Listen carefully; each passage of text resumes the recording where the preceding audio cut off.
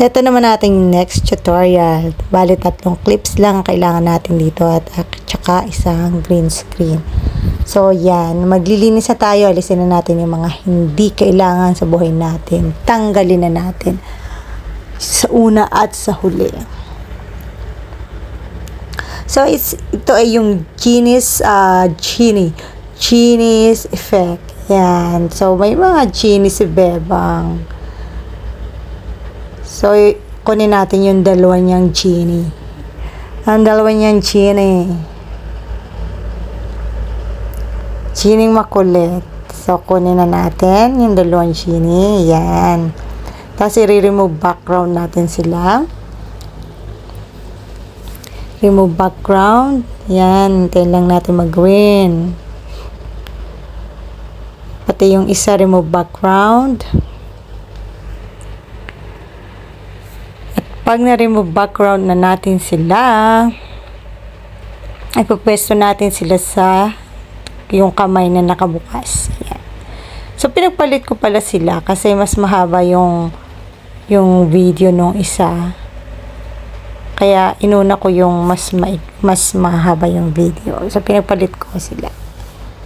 Nagpalit ko lang ng position. So, tatiming nyo yung pagbukas ng kamay. Yan.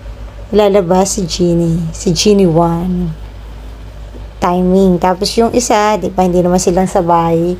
Pagbukas din ng kamay, labas si Genie 1. So, linisan na natin sa dulo kasi nga mahaba na. So, linis na. Ngayon, ang next natin is yung ating keyframe. Yung keyframe, kailangan natin yan para yung si Genie susunod sa palad. Kasi malikot yung palad, di ba? So, hindi pwedeng naka-steady lang yung genie. Yan, sundan nyo lang kung saan punta ng palad. Yan lang. Iusod nyo lang keyframe. Automatic yung magki-keyframe. Pag-adjust nyo ng genie, automatic magkaka-keyframe yan. So, ganun din yung same procedure din sa pangalawang genie. Mag-click lang kayo ng isang keyframe, automatic magki-keyframe ng kanya yan basta ina-adjust nyo yung position ng genie. Basta ina-adjust nyo yung position, nagkakaroon ng keyframe doon sa pwesto na ina-adjustan nyo. So, yan. Okay na. Tingnan natin. Oho. O, diba? Okay na. Kasi pwede nyo naman balikan or dagdagan ng keyframe in case na tingin nyo ay kulang pa o sala yung pwesto sa kamay. Hanap naman tayo ng smoke. Lagyan natin ng smoke, diba? Ang genie pag lumalabas may smoke. So, yung smoke is naka-green screen. Syempre, chroma key tayo niyan. Ang remove background natin, chroma key. Ita-timing natin na yung pagbukas.